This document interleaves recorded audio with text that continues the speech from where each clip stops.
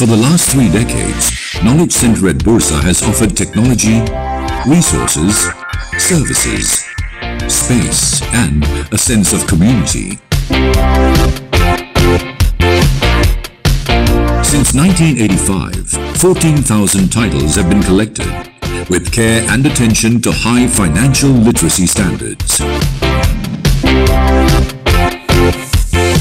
In collaboration with a global community of institutions, we ensure access to the world's diverse intellectual and cultural economic heritage, as well as fast online services for connectivity to the financial world.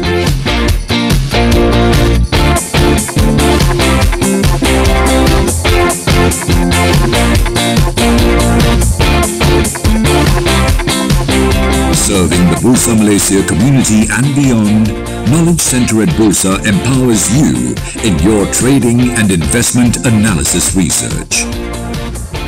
Financial information at my fingertips. Visit Knowledge Center at Bursa Malaysia today for the collections, for the services, for the sense of community.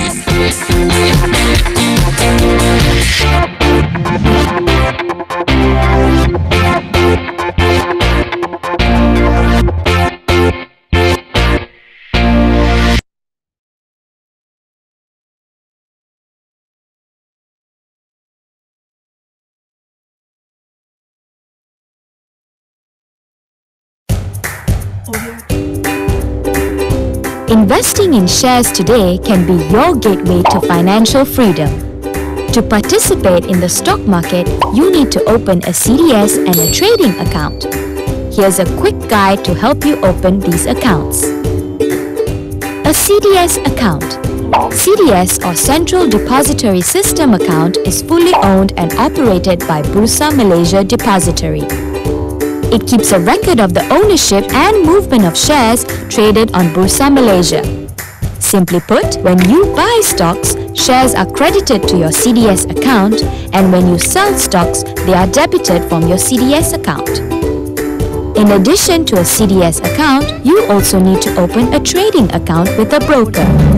A trading account is used to place your buy or sell orders in the stock market. Let us show you how to open a CDS account and a trading account in 3 simple steps. Step 1. Access Bursa Malaysia website and choose from any of the licensed stockbrokers listed on the website to open an account. Step 2. Once you have identified your preferred stockbroker, bring along your identity card and your bank documents to the stockbroker's office for verification. Step 3. Look out for a confirmation notice from Bursa Malaysia in your mailbox in the next few days. This mail will provide you with all your account details which you will use every time you trade. If you are new to the market and would like to learn the fundamentals of stock investing, please visit www.bursamarketplace.com. That's it! With these 3 easy steps, you are ready to start investing in the stock market and move towards achieving your financial freedom. Open your CDS account and trading account today. Happy investing!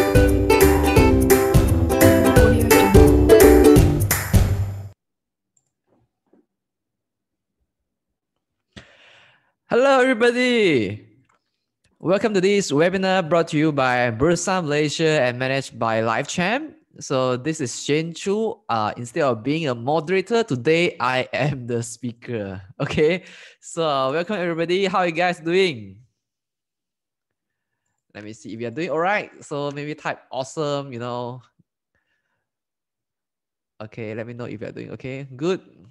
All right, all good. Safe and healthy, okay? So today, we are going to do this topic, which is build a global portfolio with Shariah compliant ETFs. All right. So today we're gonna examine how we can use Bursa listed exchange traded funds, which are Shariah compliant, to build a portfolio that can have global exposure.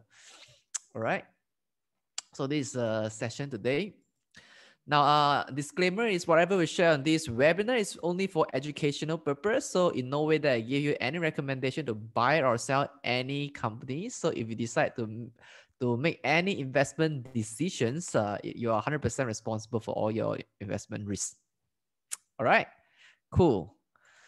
So allow me to briefly introduce myself. I also don't want to blow my own horn. Yeah, so basically I am a financial speaker, trader, and investor with over 10 years of experience trading and investing in local and international markets. I started investing when I was in university. I bought my first share was when I was in the first year. Then when I went to second year, I became the deputy president of investment club in my university. So I started teaching my members about investing when I was in university. So right after that, fast forward 10 over years later, now I'm speaking to you as a speaker on Bursa Malaysia platform. So that's how I got started back in 2008. Okay, so I'm a certified professional trainer by IPMA UK. As a speaker, I speak regularly for Bursa Young Investor Education Seminars, investment banks, and also technical charting companies. I also design and conduct stock simulation games and workshop for Bursa Malaysia nationwide and also for other investment banks. So today I've trained over 15,000 individuals in stock investment. So I'm frequently invited guest speaker for over 20 universities nationwide to teach investment. Currently, I'm a stock market analyst for City Plus FM. So in 2015, I got acknowledged by former US President Obama for my work as a young leader in financial education. So that's a little bit about my background. So of course, I'm still learning. So in the stock market, the learning never stops. So we are still learning every day. So today, I'm here to share with you my experience and my knowledge in trading exchange traded funds. So what we will cover today is you will learn what are ETF, which stand for exchange traded funds, and its characteristics. Then we're going to look into why we should consider to invest in ETFs. So know what are the IETFs on Bursa Malaysia. IETF stands for Shariah compliant ETF. Learn how to evaluate an IETF and find its indicative optimized portfolio value, IOPV.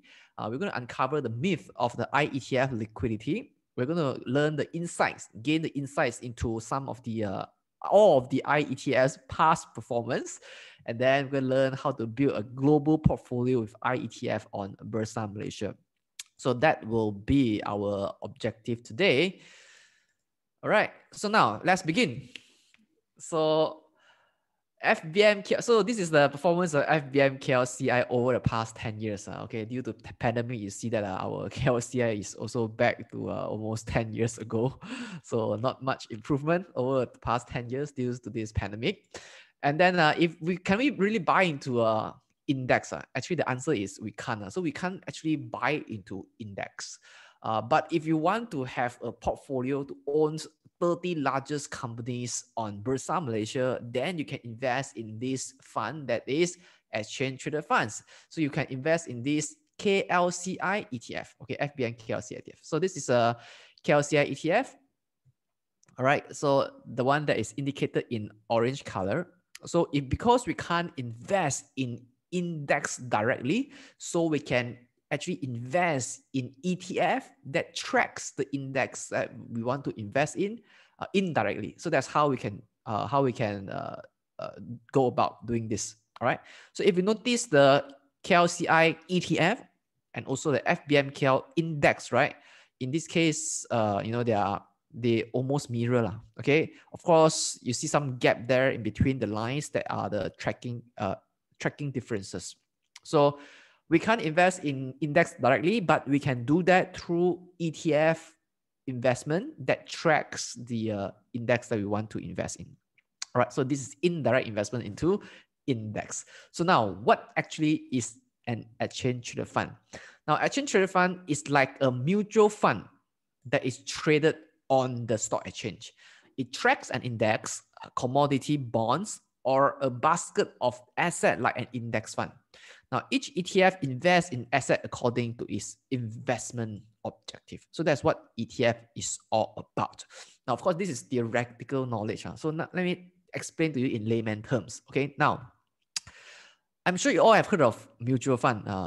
Yes or no? Of course, we have had many famous ones. Always see like Public Mutual, Kenanga Growth Fund, and East Spring Fund, and so on. So we get a lot of funds, right? Okay, some fund, all funds have its own investment objective. Some funds who are less conservative, who are more conservative.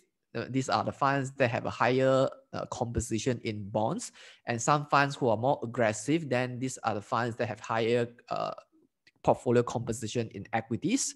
So each fund has its own investment objective. So if you want to invest in mutual fund, so what are the benefits? The benefits are, number one, it gives us a portfolio asset. So we can, with just a very small amount of investment, we can have diversified exposure, which is the second point. Okay, we have a diversified exposure into a large number of assets. Okay, in bonds, be it in bonds or in equities market.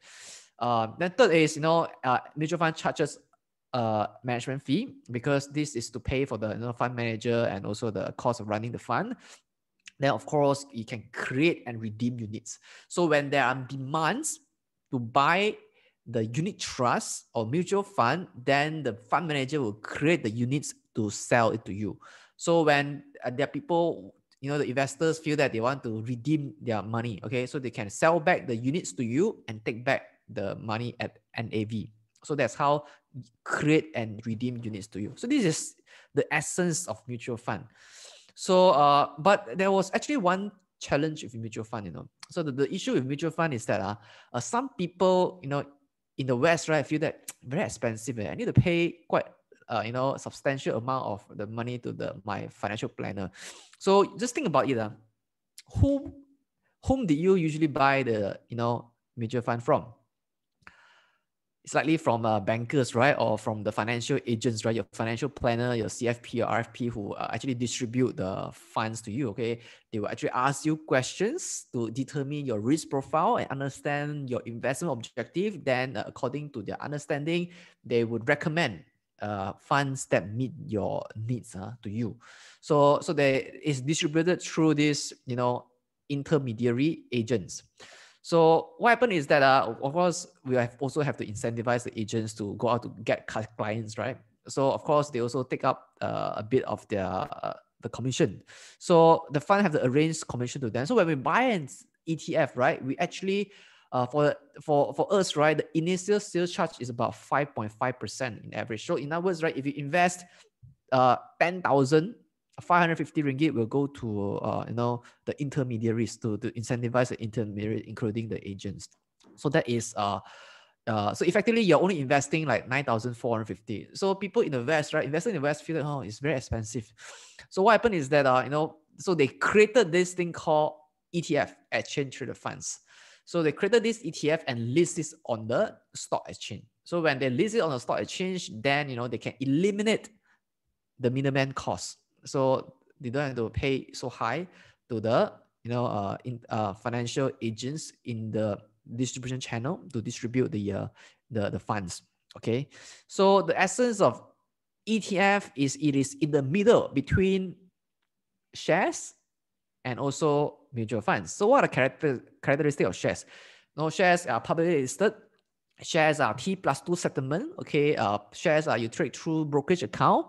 And then shares are low transaction costs. Okay, so that's why ETF was invented. So when they list a mutual fund on the stock exchange, that is an ETF. Okay, so just imagine like this. Okay, I think ETF was invented by was structured by Jack Bogle, if I'm not mistaken, in the US. Okay, American investor, American fund manager. Okay, Jack Bogle. I think their fund is Vanguard. Okay, if I'm not mistaken. Okay, so that's why the invention of ETF, right, eliminate the needs of the unit trust agents, and then so people can directly buy a fund on a stock exchange. So that is an ETF. That's why it's called exchange traded fund. Now, so what actually are the differences between mutual fund and ETF? Now, more differences are here. Number one, management style. ETF are primarily passive in nature. So in other words, right, the ETF actually track the market. Whereby mutual fund, the fund managers of mutual fund will always say, I want to outperform the market. I want to beat the market. So that's why mutual funds are active in nature. They are all constant buying and selling of the units so that they can outperform the market. So ETF, essentially, they represent the market because they track the index, right? So it's passive. The fund manager do not need to do a lot of work to balance their portfolio as much as, you know, mutual fund. So for example, if there's an ETF that tracks FBM KLCI, so if you look at it, okay, let's say the fund size is 100 million, say it's 100 million fund size. If public bank in KLCI index stands about 11.6%, you know, weightage. So the fund manager of this ETF that tracks KLCI will set aside 11.6 million to buy in the public bank. So if there's 10% Maybank constituent in the FBM KLCI, right? Then the fund manager of this ETF will take 10 million to invest in Maybank. So that's why they structured. They will design this ETF portfolio composition according to the KLCI weightage. So that's why this is how they can use the ETF to track the market. So the portfolio only change when there's any constituent change in the ETF. If there's no constituent change, so there won't be any portfolio changes done by the ETF fund manager. Whereas for mutual fund is different. The mutual fund, right, they always want to outperform the market. So that's why they always constantly do a lot of research to sell the weaker stocks, buy the stronger stocks, in order to outperform the market. So that's why mutual fund is active management style. Secondly, is ETF is buy and sell through brokers, where mutual fund is bought and sold through unit trust agents. ETF, when you buy, right, the price is known when buying or selling, as it is available on the exchange. So you can easily go to the stock market and say, okay, what is the price of this ETF right now? So if the ETF, you very transparent, oh, this is RM1.20, okay, then you buy, okay. This mutual fund price is unknown when buying or selling, as it depends on the end of day net asset value. NAV stands for net asset value, okay. So when you want to buy and sell mutual fund, right, you actually don't really know the exact price, okay. For example, 9 o'clock, you go to public bank, okay, you say, I want to buy this public growth fund.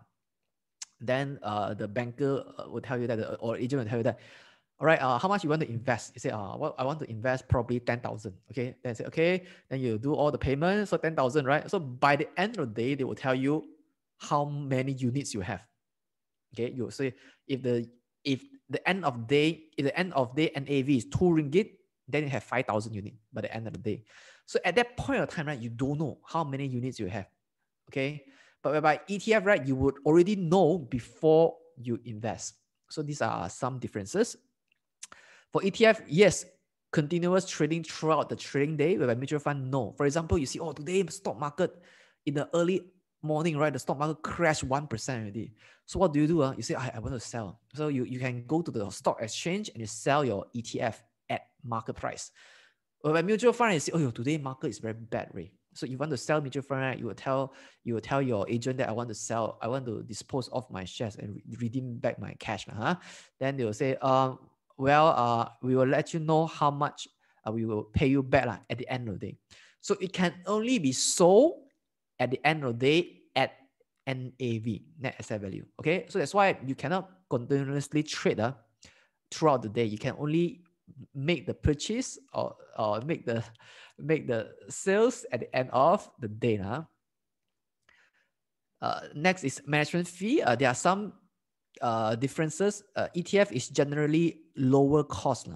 Okay, the bigger the fund size, the lower is the cost. Okay, because if the fund size is very small, right, so the fund manager still need to make money, so they have to charge a bit higher. So the bigger the fund size, usually the management fee is lower. Okay, mutual fund is still higher than ETF. Why? Because there are more work for the fund manager to do. They have to constantly research about the market. You could constantly buy and sell, so they have to hire more analysts. Okay, so gotta pay analysts, all the staff salary and so on. So, and they have constantly buy and sell. That's why their brokerage fee also higher. So that's why there are differences. So mutual fund generally charge higher fee. Both ETF and mutual funds, their holdings are transparent. Just that ETF, their holdings are published every single day. So mutual fund, right? It is published typically every quarter. Okay, every quarter you know, okay, what the fund owns. Okay, so if you buy in, let's say if the quarter end is March, right? Then if you buy in maybe June, you will get to know what was the March, composition, but you won't get to know the latest. Okay, but ETF you can get to know the latest. Both are diversified, both hire professional managers, both calculate net asset value. Whereby ETF, no minimum investment amount, is up to you. Okay, some mutual fund, yes lah. So where ETF, right, you can do any various order types that are allowed by your broker. You can do a limit order, market order, stop order, stop limit order. Okay, up to you, as long that your broker allows. Broker platform provides. Okay, and whereby a mutual fund, right? No, you can only choose buy how much, sell how much, how many units. That's the difference between ETF and mutual funds. Hope that is clear. Okay, so let's go to a ETF asset class. Okay, ETF got a few asset classes. Okay, number one, we have equity ETF. Equity ETF means the ETF that that buys into stocks. Okay, equities. Second is commodity ETF that buys into commodities such as gold in this example. Third is ETF that buys into bond. Okay, and fourth is ETF that goes to derivatives, leverage, and inverse ETFs. So these are a bit more. These are tactical tools. Leverage and inverse ETF are tactical tools for speculative trading gain. It's not for investment. But the other three can be for investment. You see, for normal people like us, right? If you want to buy bond, it's very hard. You know why? Because we're going to prove that we are high net worth lah. We are high net worth individual. So if I think if your bank has more than $250,000, right, and then your banker will call you, sir, I'm your relationship manager. Okay, and now our bank here offer this bond. This bond can help you to achieve your financial goals. You want to invest or not? So if you have less than $250,000 in your cash in your bank account, then you might not be offered all these bonds. So for retail investor like us, right? So it is not so easy for us to get the bond. But of course, if you can go to the stock market to buy bond ETF, so that's why the bond ETF provide you an avenue to buy the bond with just a fraction of your income. For example, of 1K to 2K, 10K. Okay, you can get into bonds. So now for the IETF, right, which stands for Shariah compliant ETF, right? We actually only have 5. Okay, on Bursa Malaysia, we have 5. And the asset classes are only these 2, which are commodity and equity. Okay, we have, out of the 19 ETFs on Bursa Malaysia, we have 5 of them are Shariah compliant. So we have the Triple Shariah Gold Tracker issued by Arvin Huang Asset Management. We have the METF SID, okay, issued by IVCap Management. We have MyETF DJ issued by IVCap also. METF US50 issued by IVCap, and MyETF ID issued by IVCap as well. So IVCap, I think not too long ago, they got acquired by Kenanga investors. So they're part of the Kenanga group right now. So these are the 5 ETFs that are Shariah compliant listed on Bursa Malaysia, and later we will study how you can use this to construct a global portfolio. Okay, now so here are the 5 ETF. All right, so the first one was listed in 2008, then followed by 2014, 2015, 2017, and 2018. So these are the timeline. These are their net asset values. The biggest one is MyETF Dow Jones Islamic Market Malaysia Titans 25. The net asset value is 289 million. All right, so the other are in tens of millions. And we have one ETF that is price denominated in US dollar. Okay, this is US dollar, 13 million. Okay, so why invest in ETF? Number one is give us diversification through a single small transaction. Low cost, so there's no sales charge and have a lower management fee. Trade like so low cost means you don't have to pay 5.5% fee as an initial sales charge, right? You You only need to pay, brokerage fee 0.1% maybe, or 0.4% for some of you, or clearing fee 0.03%, and stamp duty 0.1%. Very minimal, okay? And add together is less than 1%. So trade like a stocks, you can buy and sell anytime throughout the day, and fully transparent. Okay, you will know exactly what the stock owns. Okay, later I will show you by going to the issuer website. So what are the ETFs available on Bursa Malaysia? Okay, let's look into this. Okay, the first ETF we have is My ETF Dow Jones Islamic Malaysia Titans 25. So the stock code is 0821EA, My ETF DJ. Okay, so this ETF is the first Shariah ETF listed in Asia, not only in Malaysia but in Asia. So its benchmark index, Dow Jones Islamic Market Malaysia Titans 25 index, consists of 25 Sharia compliant securities of companies listed on Bursa Malaysia Securities Berhad, weighted by market cap. So this is a website. Okay, so when you want to study the ETF, right, it is important that we go to the issuer website. Okay, let me go to the issuer website. All right, so assuming that you have clicked the link, so that's a link. So if you click the link, you go to this website, so you know that they will tell you what this ETF is, what is this ETF all about. Okay, blah blah. You read the fund objective, what they will invest in, and then, so in other words, right, they invest in 25 Sharia compliant ETF, okay, weighted by market. That means they invest in the largest 25 Sharia compliant stocks on Bursa Malaysia. Okay, so these are all the fund information. Okay, you can read. Okay, income distribution, semi-annual distribution. Okay, yes, ETF also pays dividend. ETF pays, so you know how much is the charge. At management fee, they charge 0.4%, trustee fee, they charge 0.05%, license fee, and so on. Okay, so add together, it's almost, it's almost 1% a year. Okay, so how do you know? So if you want to know more, you read the prospectus. Of course, today we don't have to show you the prospectus. Performance later we'll look into that. So what is more important is we go to look at the what do you call that? The constituent stocks. Okay, how do we know? We go to the downloads. So this is an example. This is a website by IVCap. Okay, their My ETF series. So you download, you see NAV. Now today is 16th of July, right? So today's data is not out yet. So this is yesterday data. Okay, you look at it. You see every day, if the holdings is published every single day. Okay, you can click download. Okay, then click agree. Okay, then you can take a look. What are the constituent stocks in this ETF? So let me zoom in. Okay, we have what? The 25 stock we have.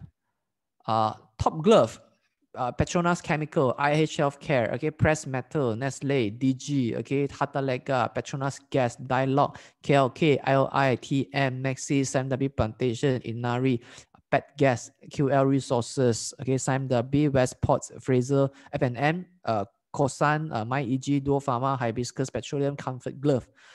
I guess you are familiar with at least half of them, if not all of them. Okay, so these are the fund constituent stocks. All right, so you can easily know.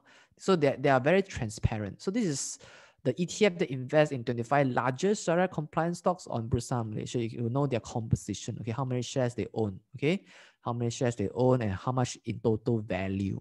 Okay, how they structure their ETF. Okay. All right, so that is about My ETF. Okay, so let's study the next ETF. Now, the next ETF is My ETF MSCI Malaysia Islamic Dividend. Okay, now My ETF, the benchmark index is namely the MSCI Malaysia IMI Islamic High Dividend Yield 10/40 index. It's a free float adjusted market capitalization weighted price return index calculated, maintained, and published by MSCI. So the benchmark index may consist between 16 to 30 Sharia compliant companies listed on Bursa Malaysia with higher than average dividend yield that are deemed both sustainable and persistent by MSCI. So this is the first thematic based Sharia ETF in the world. So this ETF, right, primarily focus on Sharia compliant stocks that declare higher than average dividend yield. All right. So what are the, assuming you click on this link, you click on this link, then you'll go to this website. Okay. So I have clicked, I prepared in advance. So this is the MSCI Malaysia Islamic dividend, okay, issued by IVCAP. So 25 largest, high dividend stock. So we go to downloads and take a look at the constituent stock. Okay. Again, you click download, click I agree. So what are the constituent stock? Okay, so we have Petronas Gas, Simon W, KLK, Maxis, IH, Time.com, Scientex, Westports, Metric Concept, Takafu, Dialog, Mega First, MSCB, Duo Pharma, QL, IOI Corp, Genting Plantation, Simon W Plantation. So these are the companies that are expected to deliver higher than average dividend yield. So that's why these funds invest in these stocks that can give high dividend yield. So if you are an income investor, if getting dividends is your primary goal, then you can consider to diversify your portfolio by investing in this ETF. All right. So the next is, MSCI, my ETF, MSCI SEA, Southeast Asia, Islamic Dividend. So the stock code is 0825EA, METF SID. Okay. So what is the benchmark index, which is MSCI AC ASEAN IMI Islamic High Dividend Yield 10/40 index. So it comprises of up to 30 Sharia compliant companies listed in the stock exchanges in Southeast Asia countries, namely Indonesia, Malaysia, Philippines, Singapore, and Thailand, with dividend yields that are at least 30% higher than the MSCI AC ASEAN IMI Islamic index yield. They are deemed both sustainable and persistent by MSCI. So this is the first thematic based Sharia ETF with ASEAN exposure in the world. So if you click at this link, then you go to study, okay, what is this ETF all about? Okay, so yeah, so this ETF, you can read about it, the fund objective, and so on. So you know that how much they charge you, or they charge you these 3 fees. Total is about 0.75%. Okay, total is 0.75%, so very affordable. So again, you go to check what are the constituent stock in case you want to know. Okay, you can click on it, click agree. Okay, then you'll know what a constituent stock as of Thursday. Okay. Of course, this is in Southeast Asia. So you probably know, 10 to 20% of them if you are only invested in Malaysia. So we have, all these stock, Petgas, Telekomunikasi Indonesia, okay, United Tractors, PT. You see all the PT, is Indonesia companies already. Okay. KLK, Time.com, Indofood, is Indonesia. KC Electric. This one I don't know from which country. Okay. Some PT and Scientex, So you see some of the companies' name that we cannot recognize. That means they are foreign. We have Mega First, local one. So you see, some are in Thailand, some in Philippines, some in Singapore, some in Indonesia. So these are the companies that the funds hold. So that's why this fund invests in Southeast Asia. All right. So the next ETF we have is my ETF, Dow Jones Islamic Market US Titans 50. Okay, the stock code is 0827EA, METF US 50. So what is the benchmark index? Dow Jones Islamic Market US Titans 50. Okay, so this is a benchmark index. So this index is designed as a performance index of 50 largest companies by float adjusted market cap listed on the relevant US exchanges. We have passed rule-based screens for Sharia compliance. So it aims to provide investment results that closely correspond to the performance of the 50 largest Sharia compliant companies listed in the United States. It's the first US dollar denominated security listed on the Bursa Malaysia. Okay. So this ETF is a bit unique because it is denominated in American dollar, okay, US dollar. So if you can take a look, okay, which is this one. So this is a index. You can read about the fund objective, blah blah blah. Then you know how much it charge. Okay, you charge this, amount as the management fee. Okay, everything is transparent.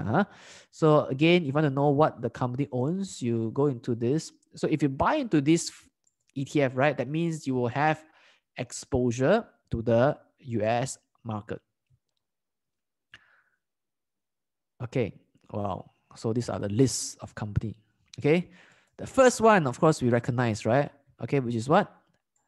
Apple, okay, Apple, Microsoft, Facebook, Alphabet, Google, right? Tesla, Nvidia, Johnson Johnson, Visa, Home Depot, okay, Mastercard, Procter and Gamble, Adobe, ExxonMobil, Cisco, Intel, Pfizer, okay, Coca-Cola, Salesforce, you know, blah blah, Apple Laboratories, okay. So these companies are also Shariah compliant. Blah, blah, blah. You can see Nike lah, you know, Chevron Group lah, McDonald's lah. So all are these great companies? Definitely, these are world-class companies. Okay, like Starbucks. You know, take a look at some of the names. You know that this ETF, you know, should be performing lah. Look at the US market, right? So we have a 12 years of a bull market and a US market. So if US market is booming, so is this ETF, okay? So if you want to have exposure, have an instant exposure into the US market by just a fraction of the investment cost, right? Then you can consider this ETF, okay? Which give you the exposure to the 50 largest Sharia compliant companies listed on, you know, in America, okay? So that is my ETF Dow Jones Islamic Market US Titans 50. So the fifth one is Trade Plus Sharia Gold Tracker. Okay, now Trade Plus Sharia Gold Tracker is the stock code is 0828EA Gold ETF.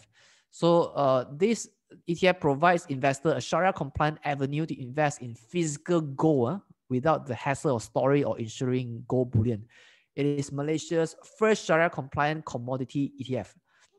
This ETF is backed by physical gold and is redeemable. So this ETF invests in physical gold and it's redeemable. Okay. In Malaysia, we only have one commodity ETF, and that commodity is gold ETF and it is Sharia compliant. Now, this ETF is issued by Affin Hwang Asset Management. So it's called Trade Plus Sharia Gold Tracker. Okay. So if you want, some of you here who always got a challenge, you know, I'm very worried the you know, all over the world they printed so much money. I want to have an inflation hedge asset. So what you can do, you want to buy gold, okay, but you don't want to store gold at your house, okay, because you know, physical, you have to invest in vault, you know, and so on. So then you can consider, you know, this gold tracker ETF. So Trade Plus Gold Tracker ETF, this is you know, issuer website by Trade Plus. So this is, you see, you can see the NAV price as of now. They give you this price in two currency. One is US dollar, one is in Malaysian ringgit. So the NAV today, as of yesterday is 22 ringgit 45 cent, and then the closing price yesterday was 2 ringgit 47 cent. There are some bit of spread, So it's backed by physical gold. Okay, a minimum 95% of the fund are held in physical gold. The rest, the remaining could be in, you know, cash, could be, okay. So you got to look at the fund composition. Sharia compliant is yours, okay. Your unit will be entitled you to a portion of gold held by the fund. The fund is segregated in a segregated, allocated manner, safe kept in a secure vault in Singapore. Okay, it is hassle-free. Offered in dual currency. You can subscribe via US dollar or Malaysian ringgit, and it's redeemable. However, redemption block is minimum 500,000. Okay, if you buy one unit or ETF, you can't go to them and say, I want to exchange physical gold. Okay, so you have to buy at least 500,000, 500,000 units. You have to buy at least 500,000 units. Then can go to Affin Hwang and say, can I redeem my units with physical gold? Then they facilitate for you. They will ship their golds from the vault in Singapore, ship to Malaysia to you. Okay. Of course, all fees incurred throughout the process of collecting physical gold shall be borne by the investor. I actually think if you invest in ETF, not many of you would want to redeem. I think only. But if you want to redeem, right, then just talk to the issuer. But you need to have at least 500,000 units of the ETF. So what are the so the fund, so this one no need to look at it, you know, all 95% is gold, okay? No portfolio for you to see, okay? You just need to know like what exactly, how much cash position they have now. So you'll know how much they charge, you know, go and read about it, how much they charge for the asset management fee, okay? Go to fund information. go and learn more about this, what the risk involved in this ETF, and then what are the fees they charge, so you read about that, who are the trustee and so on. Yeah, I think Afin Huang is pretty transparent about all the holdings and so on. Okay, so this is a Trade Plus Gold ETF offered by Trade Plus. Okay, offered by Afin Huang. So now, if you look at this, throughout these 5 ETF, right, you know that we already have exposure, okay, to which market? Number 1, to Malaysia market, right? Not only Malaysia equity market, we have access to Singapore market, to Indonesia market, to US market, to Philippine market, to Thailand market, okay? And then we also have access to commodity market. So this is how you can build your global portfolio with IETF on Bursa Malaysia. Now, this is without the hassle of foreign currency exchange, high bank forex spread, high transaction costs, and relevant foreign withholding tax. Okay. Now, because if you want to invest overseas, right, you got to exchange your forex, right? If you exchange forex, then you will gonna all the the bid spread which the bank charge. Some banks charges quite high. Then you have to pay transaction costs also. Then you got to if there are some withholding tax, then you might be imposed depending on where you invest in. So if you invest in IETF, then all of this, you don't have to worry about that. Okay. So this is without the hassle of all the offshore, depositing wiring your money into an offshore account or in the US and then withdrawing back. So sometimes quite headache one. I personally also maintain US portfolio. Sometimes you got to prove that, because some US brokers, they offer you forex, and Bank Negara is very strict about foreign currency trading. So if some US broker offer forex, right, so when your deposit and withdrawal will have a lot more root block. So that's why if you can consider investing in local ETF, they can also give you save you the hassle, okay, of the ease your deposit and also withdrawal. So what you need to know in the ETF, number 1, you must know the investment objective. So before you invest in the ETF, you must know exactly what the fund is going to do. Okay, where they invest your money. Number 2, risk. Okay, now if you know your investment objective, then you will know what are the market risks, right? Because if you invest in gold, you must know what are the risks associated with gold investing. If you invest in the Malaysian market, okay, or US market, you must know what are the risks associated with investing in those markets. Okay, so number 1 is the market risk. You must know what are the risks in the market. Number 2, tracking difference. Okay, some ETF, right, they track more closely. That means the fund manager are doing a better job at tracking the index. Okay, well, some will have a larger difference. You must know which one do a better job. Okay. Number 3, currency risk, right? So if you invest in US, right, you must know there are also currency risk, right? I mean, if you invest in the US, Malaysia, US exposure stocks, you must know there are currency risk. If the US dollar weakens, then when you repatriate earnings, right, you see that it's a bit lower. Of course, if US dollar strengthen, then when you repatriate to ringgit, right, then you see that your funds actually become bigger. So if you really have a global exposure, then you go to the country where you will anticipate that the currency strength will go up, okay, will grow stronger. Then not only you have an investment return, you also get the foreign currency return, double whammy. 4th is liquidity risk. Okay, you must know whether this ETF is liquid or not. But mainly in Bursa Malaysia, right, all the ETF got market maker, so shouldn't have all the liquidity risk. Okay. Number 5 is suspension of creation and a redemption risk. Okay, this is very, very negligible risk, but of course I also have to take it out. There could be some suspension of creation and redemption risk due to maybe market volatility and so on, but this hardly happen. So what are the costs? The cost is, just know that passive fund have a lower expense ratio, brokerage fee, you have to pay the brokerage fee, like how you buy and sell shares, bid-ask spread, that's what you need to know. So how do we evaluate an ETF? Now, number one, you must know the performance. Okay, are the asset in the ETF performing so far? Okay, if it's not performing, you must know why. Why the asset underperform? Okay, if it's gold, then it's easy. Then you know why gold didn't perform lately. Because maybe the US dollar go up. Okay, maybe the volatility is lower these days, so the gold didn't perform. Okay, for example, or they are on tapering mode.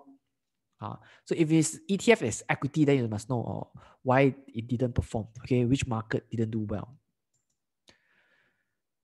Second is expense. Roughly get what is the expense. Of course, most ETF passive fund, right? Their range is more or less like that. Some active funds like L&I ETF, then they will charge higher. So you must know the expense. Third is volatility. This ETF high volatility or not? Number four is dividends. Do they pay you dividend? How high is the dividend they pay? Fifth is who are the issuer? Okay, are the issuer responsible? Are the issuer, do the issuer have a good track record in managing funds? So these are some questions you can ask. So, some of you may say that aren't ETF illiquid?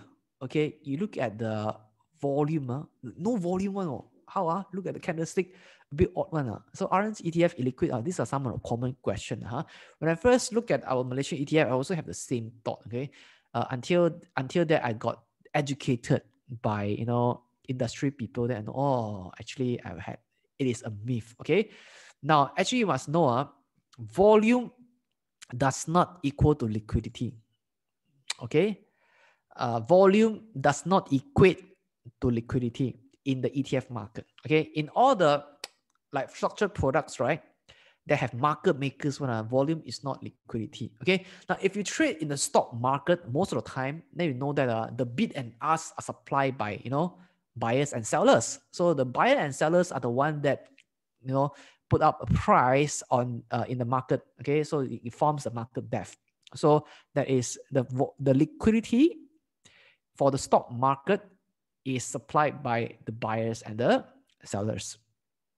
So when there are more buyers, then you see the bid price, and then more sellers, you see all the ask price. So you see that you can see the depth But for the ETF market, and also for example structured warrants or structured products market, right? Because they are issuer, when they're issuer, they engage market makers. Okay, they engage market makers to provide you liquidity. So even if there's no transaction, no volume, there will still be liquidity. So in this case, right, volume does not equate to liquidity because, for example, Affin Hwang, right? Affin Hwang Asset Management could have appointed Affin Hwang Investment Banks, or I think it's Malacca Securities, to provide liquidity to the ETF that they some of the ETF that they issue. Okay, all ETF they issue, but some is different market makers So they are always buy and sell price. I mean, they are always bid and ask price on the exchange. So you can easily buy it and easily sell it. Okay, in the stock market, even though you see there's very little volume, but don't have to worry about liquidity. Okay, now ETFs are always liquid because there are market makers who provide liquidity in the market by putting up bid and ask prices at the current fair value of the ETF. So they will, all market makers will attempt to quote it at the current fair value. They will always find out what are the NAV and maybe put one bid above and one bid below for the bid and ask price. So for example, this is a quote that I got from my broker. So this is the from my trading screen. So if you look at this, right, you see they are always buy Q and always sell Q. You don't have to worry there's no buy and sell Q. So the only thing you got to know is whether the spread is big or not. If the spread is big, that means not so sexy to you. Of course, you want a tight spread. Okay, some spread is a bit, some are 3 cents. Okay, some is 1 cent, some is 1.5 cent, some is half a cent. So of course, the tighter, the better it is. All right. So they're always buy and sell. This is what we need to focus on. Focus on the bid and ask quantity, not on traded volume. Okay. Some have zero trade volume because on that day nobody wants to buy ETF. Okay, but actually there are still buyers and sellers in the market. These are the, if you want to buy, right, the market maker is going to sell to you. If they want to sell, right, the market maker is going to buy from you. So don't have to worry about that, right? Now, so how do we know if the current ETF price is fair or not? So we can go to Bursa Marketplace. Okay, you can go to bursamarketplace.com /market market ETF, right? You will pay attention to this IOPV. Look at this IOPV. IOPV stands for what? Indicative Optimized Portfolio Value. It means that it is their net asset value. So IOPV is their NAV. Okay, so this is the NAV. So the market makers, their job is to always give you quote you the bid and ask very close to this IOPV. Okay. So this is what they need to do. Okay. For instance, let me take you this. Hang on. Yeah, this is Bursa Marketplace. Okay. You go to Bursa Marketplace, you click share market, you go to ETF. All right. Let me illustrate to you. So yeah, this will show up. You see, this is IOPV. Okay. This IOPV. You do a list. As of now, what is the IOPV? Okay. They are here. But of course, there are so many ETF here, right? Of course, only 5 of them are Shariah compliant. Okay. The one that we just covered. Okay. Only 5 of them are in Shariah compliant. Okay. So that's how we can find the IOPV. I think the IOPV is 15-minute delay, if I'm not mistaken. Yeah, 15-minute delay. If I'm not mistaken. Okay, now some of the let's look into what are the IETF performance. Okay, so let's take a look at the first ETF, which go into I think 25 Shariah compliant stocks on Bursa Malaysia. My ETF DJs. Okay, so it's if you look at this ETF, right, for the past 3 years, these are the performance. Okay, you see it's very little volume. But of course, liquidity is there in the market. So past 3 years make 4.19%. Compound annual growth rate is 1.38%. Dividend yield is around 6%. Okay. So if you want to have high dividend yield, of course, you can go for this. Okay. It's performance as of last Friday when I did the slide. So next is my ETF ID. Okay. This is also the one that invests in a high dividend in Bursa Malaysia for Shariah compliant stock, higher than average dividend yield. So past 3 years, the capital gain is 14% plus dividend yield 5.3%. So in total is 19% return in 3 years period. So third is my METF SID. So this ETF invests in some of the Shariah compliant company in Southeast Asia, namely Indonesia, Singapore, Malaysia, Thailand, and Philippines. So for 3 years, capital gain is 6.24%. Dividend yield is 5.52%. So this is the return. Usually, ETF declare dividend once a year. So the next is METF US 50. Okay, so this ETF invests in the US market. So the price, for the past 3 years, right? US market is growing by leaps and bounds, right? So the drop here is, of course, COVID-19. So after it dropped, right, will bounce back even stronger. Okay, so you look at the past 3 years, it gains 84% in 3 years period. Compound annual growth rate is 22.54%. So this return may look more sexy to you. Okay, so this is ETF, Shariah compliant ETF that invests in the US market by investing in some of the largest companies in the world, like McDonald's, Coca-Cola, Pfizer, Apple, Microsoft, Facebook, Alphabet. So these are some of the great companies. The last but not least, the Gold Tracker, Trade Plus Gold Tracker, Shariah Gold Tracker ETF. Okay, the stock code is Gold ETF 0828EA. So for the past 3 years, they have 43% gain. So compound annual growth rate is 12.71%. Dividend yield nil. It's no dividend yield. Why? Because gold, invest in gold, how to give you dividend, right? So yeah, no dividend. So this is the performance. You see, all 5 of the ETF, right, for the past 5 years, for the past 3 years, not 5 years, past 3 years still make money. Okay. Of course, the greatest returns come from the US, the one that with US exposure, because US market is, you know, unstoppable. Okay, the bull never seem to rest, so can climb forever. I think it's driven by a lot of greed, you know, in the market. Now, last but not least, okay, why do we consider ETF? Now, in you know, in US, right, in particular, right, 99% of the actively managed equity fund underperform. So that's the issue. So because they underperform, right, that's why Warren Buffett also encourage people to invest in the ETF market. Okay, so it's because the mutual fund cannot outperform the market, you might as well buy the market. You buy the market, you know, you buy the what do you call that? The Dow Jones market, you know, S&P 500, you know, the stock code is, I think, SPY. Yeah, when I was 21 years old, I used to sell weekly options in the New York Stock Exchange. Okay, I sell options on ETF. Okay, that was 10 years ago. So yeah, sometimes I stay out until very late night just to sell US options. So this is, you know, SPY is a ETF that invests in the invests in the 500 largest companies, you know, in the the S&P 500. Okay, so that is why a lot of people consider ETF, because in America in particular, a lot of actively managed funds underperform the market. That's why Warren Buffett also asks people to invest in the market. Okay, invest the market instead of buying funds that try to beat the market. So if you look at the asset growth, right? Yeah, of course, it's projected that it's going to grow very fast. Okay. And Warren Buffett also said that he will leave behind 90% of whatever money he hasn't already given away, not in Berkshire Hathaway shares, but the Vanguard S&P 500 fund that ordinary investors are already buying up so quickly.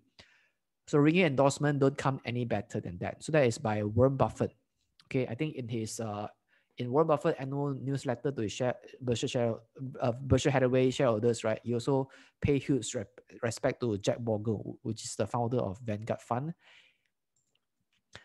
Now, an entry fee in Malaysia's fund management industry is among the highest in the world. Okay, so if you want to save money a bit, then you can consider to have the mutual fund characteristic, you know, by investing in ETF. All right. So yeah, I think I have done enough to conclude the session. So yes, thank you so much for paying attention. So we can now go to question and answer. Okay, let me stop sharing my screen. Okay, have you been learning something so far? If yes, right, type 1. Let me know if I'm doing okay. If you learned something so far, you type 1. All right. Yeah, thank you so much. So for anything is not clear, you may ask me in the Q&A box, not the chat box. I will do my best to address your questions within the time limit. Okay, the first question asked by Faiz, how to buy ETF? You can buy ETF, just go through a broker to buy ETF. Like how you buy and sell stocks, just go through your broker to buy ETF. Why name Dow Jones but invest in KLCI? Because the index is created by Dow Jones. Okay, because the index is created by Dow Jones, so the manager just follow the index. So who maintain the index?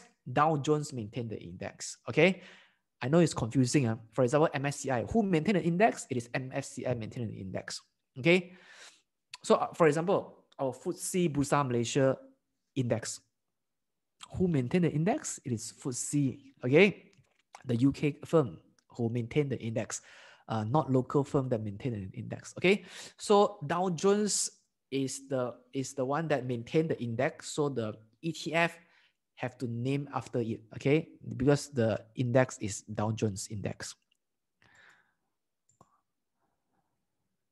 Is it better to invest in a gold ETF or in a gold passbook bank account? Well, that question is by Peter. to me, it doesn't make so much difference now. Okay. But I read about that lah. I'm not entirely sure. Okay, I read about that there could be insufficient gold if everybody having a gold passbook or silver passbook in the bank, right? Will want to redeem their golds, okay, or silver around the world. There will be a shortage of gold and silver. So that means more paper asset has been created than the actual asset. So if you buy into a gold ETF that really invests in physical gold and store it in the vault, I think it will be a bit safer. If of course I stand to be corrected lah. I read about research to say that a lot of paper instruments are created more than the supply. So of course I hope I'm wrong lah. If I'm wrong, then okay. So, but if you want to be safe, then I think gold ETF. I think Trade Plus Gold ETF sounds safe lah. Huh? How is the liquidity of my ETF? I think just now I showed you already. Not much volume yet. If you look at some of the ETF, right, not much transaction volume. However, liquidity is plenty one, unless the market makers are sleeping. Okay. If the market maker are sleeping and not providing any buy and sell code, you can tell the issuer, or I think you can also report to SC, if I'm not mistaken. Shane, is there any ETF Shariah compliant that about China market? The answer is don't have. So we don't have this yet, So we don't have this yet, unfortunately. But we have non-Shariah compliant ETF that has exposure to the China market, okay. For our Muslim friends, maybe you can't. For non-Muslim friends who are okay to consider non-Shariah compliant ETF, then yes, okay. I think there are a few players. I think Principal Asset Management also issue one. Affin Huang Asset Management also issue one or two, with China exposure. At least two with China exposure. Okay, so you can consider. If I'm not mistaken, it's 0829EA. You can check it out. Okay. I think the Affin Huang one is the one that invests in the new economy. So if you want a new economy one, that means you want to invest in like Alibaba, Tencent, Meituan, all these companies, right? You can go for the new economy ETF issued by Affin Huang. If you want the conventional economy one, you can go for Principal Asset Management that invests in the A shares, if I'm not mistaken. Okay, so but they are non-Shariah compliant. So to answer the question, no, there's no Shariah compliant ETF with China exposure, but non-Shariah, yes. What if some of the ETF without IOPB price? How could we check the fair price? I think if they don't display the IOPB price, right, you refer to the issuer, okay, to ask them. The issuer will, IOPV is, faster lah, because I think it is only 15-minute delay.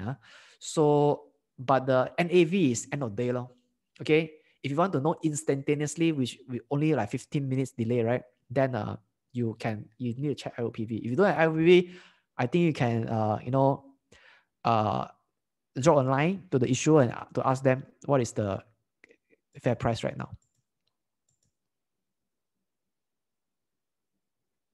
Esther asks, IOPV, how do we know whether it's good or bad? So you weigh whether this is expensive or not, So it just tells you the IOPV is actually the fair value of the ETF. So the number will tell you what is the fair price of the ETF. So long that the market bid and ask price is not too far from the fair price, that I think it is still okay. Does ETF charge annual fee? Yes, it charges you annual asset management fee, 0.something%. I show you annual trustee fee, so on. Can we short ETF? I believe it's no. Okay, I think IDSS, the scope of IDSS does not cover ETF, and essentially, right, no one in the same mind will want to short ETF lah, because ETF not much movement because diversified, right? If it's diversified, so the volatility is not so sexy. Okay, if there's no so sexy, right?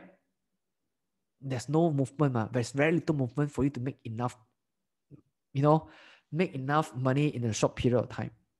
You get what I mean? So I think nobody in the same mind will want to short ETF lah. Okay, if you want to short, the short one that is high beta, highly volatile. Okay, according to the market, then there's some movement for you to make money. Okay, because most people in the stock market can do IDSS. IDSS means by the end of the day to cover back your short position. So you don't want to waste your brokerage fee shorting something that don't move, right? So yeah, so that is my answer to that. Going forward in the next few years, in view of the QE tapering in the US, would you agree that gold ETF performance would not be promising? So this is a question by Peter. I think commodity market bull run will still be extended. But of course, right now, because commodity has risen so much, right? So the inflation pressure has, has come into the market. So we see that the gold and silver prices also got hammered down because of the rising US dollar, so that the price go down. So that will, of course, impact the gold performance. So I think right now the gold is trending sideways with a slight bearish bias. So that is my view. Okay. But in the event that there are some crash, right? For example, there are some bond bubble bursts, or there's a monetary reset, or for example, okay. So sovereign debt crisis, for example, then maybe gold will also pick up. For now, I think the market is slightly bearish bias. Of course, this is just my view. I have to reiterate that I'm not a licensed investment advisor, so I can't give investment advice, but this is just my view. How do I buy ETF? Do I need to open a trading account? Yes, yeah, it's just like your normal trading account. Normal trading account can buy and sell ETF, right? Stephen asks, for those ETF invested in foreign market like Dow Jones, when we are market open, okay, so when our market is open, the down is closed, how is the bid and sell price determined? Stephen, that is a very brilliant question. Okay, now basically his question is the one that track US market, right? When US market is open, we are closed. When our market is open, US is closed. So how does the IOPV work? The answer is the fund manager will reference the futures market, because the futures market is moving almost 24 hours a day. So they reference the future market to get an indication of what is the fair price. How can I buy China ETF fund? Yeah, you can buy China ETF fund by going to the stock exchange. I think just like I mentioned to you a few, right? Just figure it out. Okay, you can go to the Principal Asset Management website or Trade Plus website. Okay. Do we have to pay brokerage fee and buy ETF? Yes, the answer is yes. Okay. Where to buy METF US 50? Okay. Check with your broker. Okay. Mohammed Sofian, check with your broker. Can we apply technical analysis to buy? I think no, because because ETF market is a fund, right? You don't do technical analysis on the fund.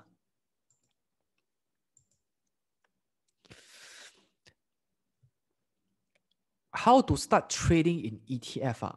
Like how you buy and sell shares? Okay, Chim, hope I answer your question. Okay. How to invest in ETF efficiently? DCA or time the market? Now, of course, ETF, because it's passive, right? So dollar cost averaging is a very sensible investing strategy. Like how you buy funds. Some of you here, every month also set aside some money to buy PRS, or to buy, go to take out some money from EPF to go to some funds, right? So yes, I can do dollar cost averaging. It's a very sensible investing strategy. Or if you have a bullish view of a certain market, for example, now you have a bullish view on the gold, then you, of course, when you have a bullish view on gold, then you can buy when the price is low. Then that's where you can time the market. Is there a reason why the US dollar denominated ETF does not pay dividend? That question is by AB. Actually, I did not study so much, but I think you gotta ask the fund manager to be 100% sure. Okay, I did not invest in this ETF, so I never bothered go to study why they didn't pay dividend. But the whole idea of investing in US, right, is not about dividend one, because dividend for foreign investor, right, we have dividend withholding tax. If you want to invest in US, right, the dividend withholding tax is 30%. So the whole idea of investing in the US market is more about capital gain. It's not about dividend yield, okay? Because capital gain is not tax. Dividend is tax, 30%. But to better answer the question, right, you check with Ivy Camp, okay? May I ask, in what currency do we pay for US ETF in Bursa? If the ETF is quoted, denominated in US dollar, then it is US dollar. Okay, in this case, right, it is US dollar.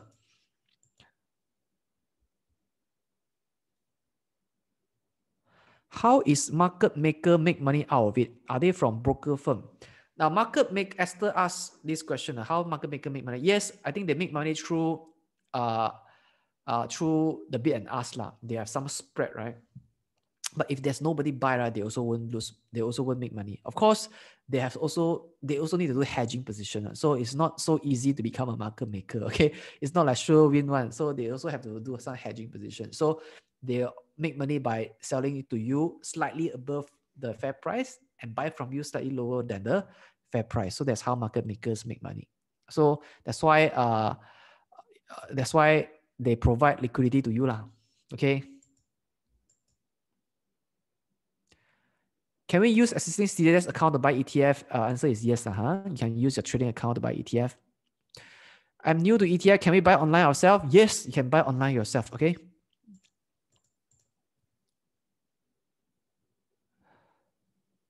How they decide NAV price of the ETF daily? This question is by Muhammad Kadir.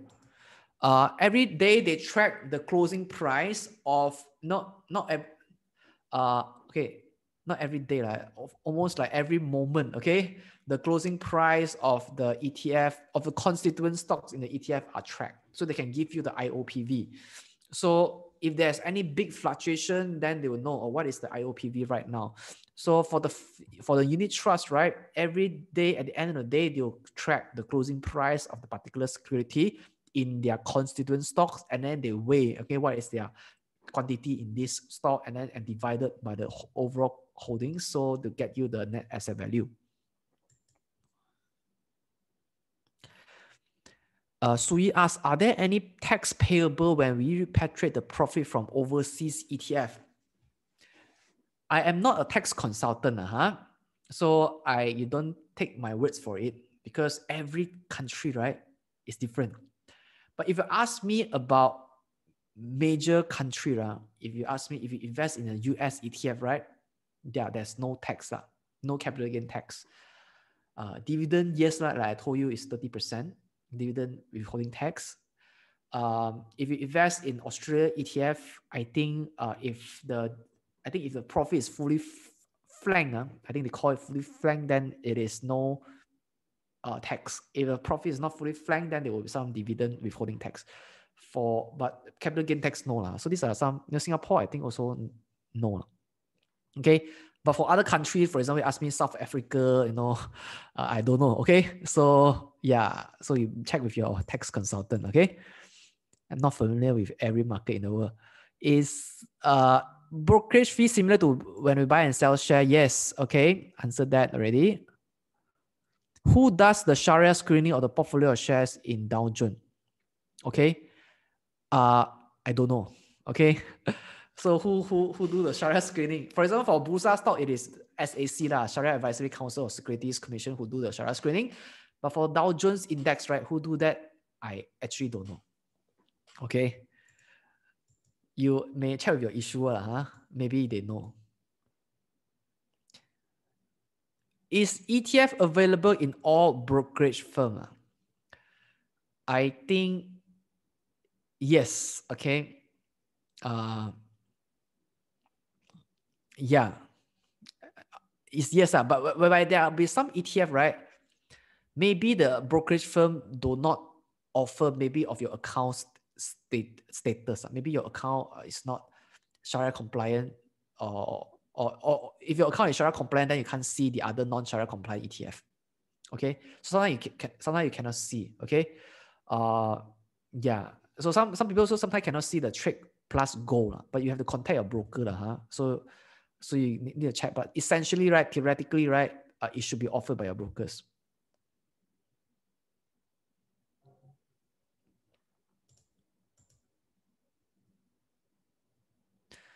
Okay, let me see.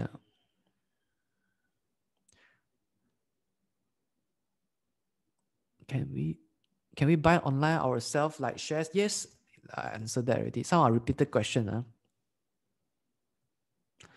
Is ETF popular among Malaysians? Not so popular. That's why we are doing this session to educate about ETF. Okay, not yet that popular, but in the US, right?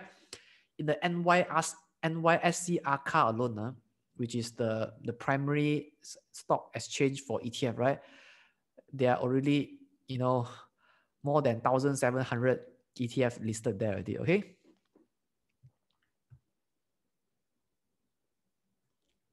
The trade has to be in how many units? One lot. Okay, minimum is one lot.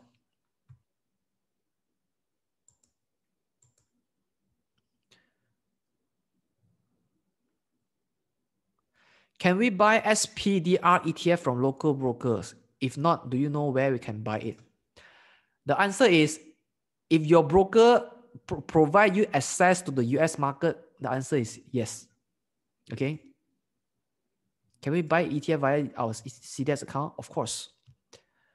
Do ETF have perpetual life? If not, how long usually is the life of ETF? If the ETF has a sizable asset under management, it should go on for as long as the issuer is incentivized to do that. Okay? Because if the fund size becomes so small, right? For example, it's in a single digit million. Okay? The ETF issuer also do not make enough money to pay their staff, their managers already. So then they might close the fund. So long that the fund size is still reasonable for them to keep it afloat, then it should be there. Some ETF are really there for very long. Okay, so it has to be make business sense. If the fund size is too small, if not many Malaysians support our local ETF, then maybe some funds have to be closed. For example, I think not too long ago, one of the ETF by IVCAP was also delisted, okay, which is the Thomson Reuters Asia Pacific Business X Japan agricultural. It is an agricultural ETF. So the interest was not so huge. So that's why IVCAP delisted. So there were funds that got delisted before also. Okay. So if there are enough asset under management, it should be there. The larger the asset management, then the lower should be the fee. Okay. How to get in touch with ETF broker? Just contact them. Okay, contact the issuer that I've shown you.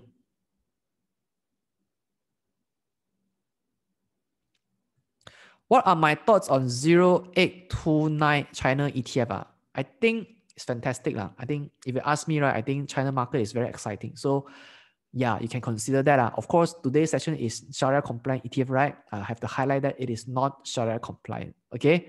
So for Muslim friends here, this is not Shariah compliant. Okay. But for our non-Muslim friends here, yeah, 0829 EA the constituent stocks look exciting. Okay.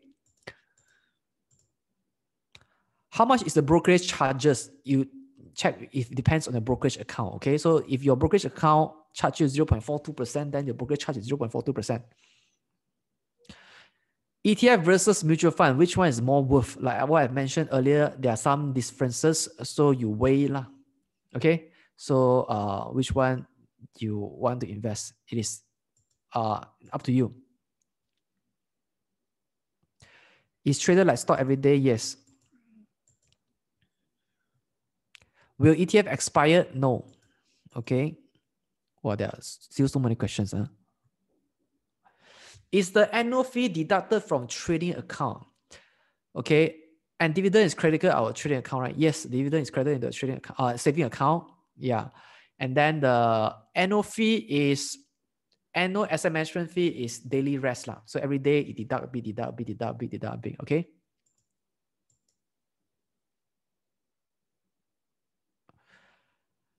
Mary Lee, I bought ETF from a bank, but when I want to sell, the bank charge difference from the market. Is it advisable to buy from bank? I think you're not buying ETF from bank. If you buy from bank, it will be mutual fund already. Okay. How to buy ETF? You could go through a stockbroker. Okay. The stockbroker could be an investment bank that you sign up a stockbroking account with, or securities firm. Okay. You can't buy ETF from a commercial bank. So you have to check with your bank. Okay. You buy like mutual fund, and that's not ETF, it's a mutual fund. Okay. What is our Bursa ETF performance against SPY ETF? Of course, SPY ETF outperform us, by a huge margin. Okay, the US market is so bullish right now, right? So yeah. How long is the usual time frame to hold ETF? This is a very hard question to answer, but usually nobody trade ETF on intraday basis, buy in the morning, sell in the afternoon. So long that the equities or the constituent stocks in the ETF still grow in value, then of course you can still hold unless you have some investment needs, right? You have some financial needs where you need to dispose. So it's all up to you. You could consult your financial planner to see how long you should stay invested. Okay. So it's up to you. Okay. But generally, nobody trade ETF, in the short term. Usually people hold it a bit longer term. Okay. I think minimum also half year and above.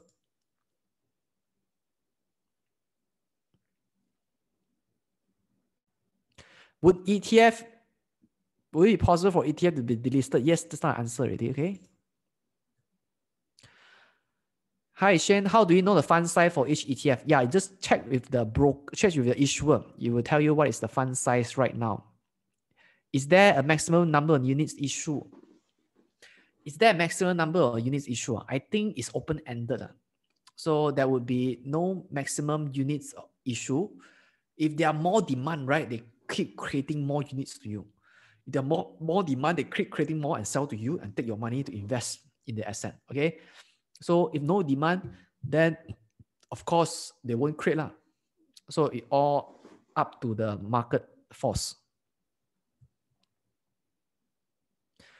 Share is listed through IPO. How about ETF? Yes, ETF also got prospectus. Like I've shown you, right? Just now, their prospectus, right?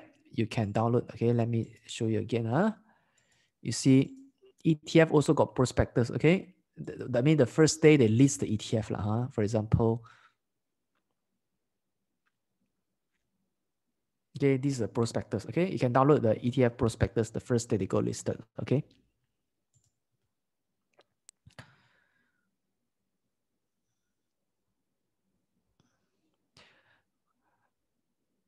Okay, if ETF is better than unit trust, why unit trust still survive? Now, firstly, this question is by Tiong Ting. Okay, firstly is I never say ETF is better than unit trust. Okay, let me share with you some perspective In Asia market, right, where the price discovery mechanism and also the what do you call that?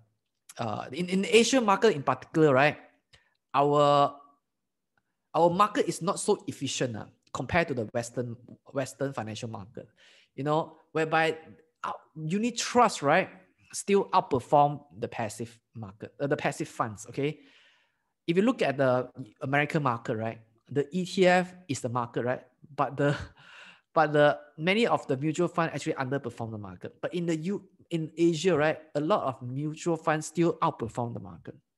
So in terms of percentage, right, I would still say that especially if you invest in growth fund, if the manager are doing a good job, then we should see a decent return. Okay, so I'm not saying that ETF is better than unit trust. So that structurally they are different. Okay, so there are some structural difference, so that makes it unique, So yeah, unit trust still around, is still around, okay? And I'm not discouraging you to buy unit trust. I'm just telling you that there's an alternative to unit trust that are different. They are listed on the stock exchange. What is the reasonable fund size in order to keep it going in the market? I think for particular ETF in Bursa Malaysia to be sexy, I mean, to still make business sense, right? It need to be a double-digit millions. That means, I think 30 million, 40 million, in my opinion. So if you look at those that is surviving right now, I think they are still in that kind of size.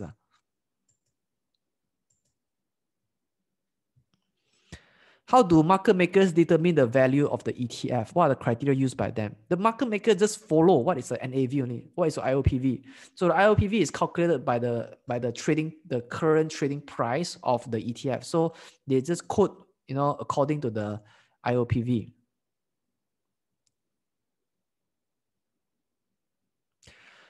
Afida asks, trying to understand the ETF price versus stock price. The stock price is driven by supply and demand. Yes, but Malaysian ETF has low trader volume, so the market maker will make buy and sell cues to mimic the index movement. So the market maker will create the buy and sell, the bid and ask price based on the IOPV. So IOPV, which is the fair price of the ETF. So if the fair price is 1 ringgit 60 cents, so maybe the bid price is 1 cent lower and higher and bid and ask. So it will be 161 and 159. So it is, it tries to be as close to the fair price as possible so that they can make some tight spread out of it. So that's how the market makers provide the liquidity in the market. Okay, so it's not so that's how they, that's how they make sure that it tracks the market. Okay, all right, so yeah, there are still about 19 questions here, but I don't think I can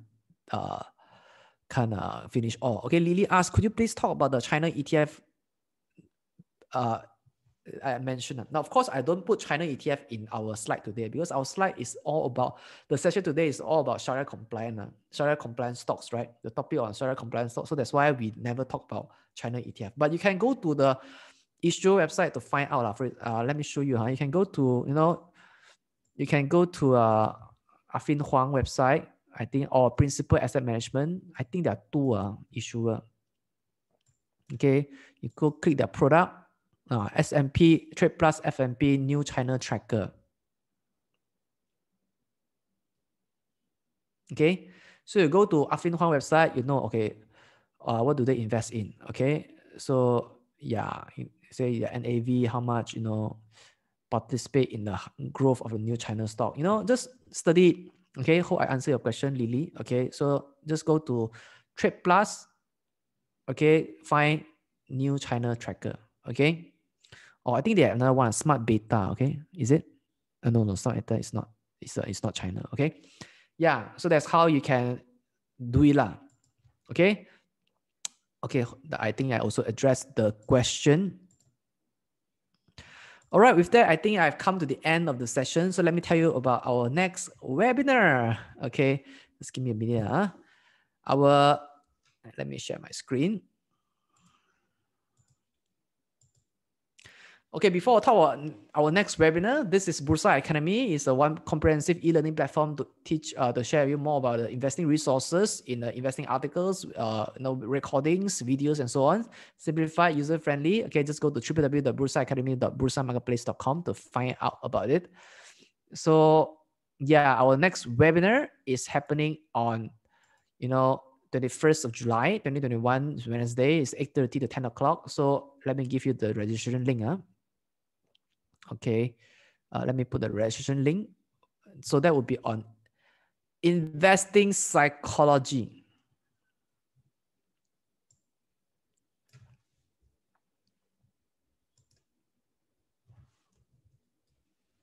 Okay.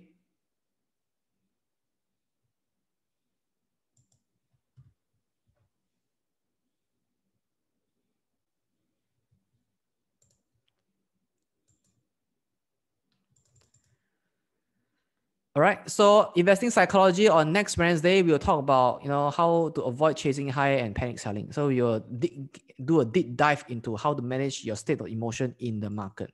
Okay.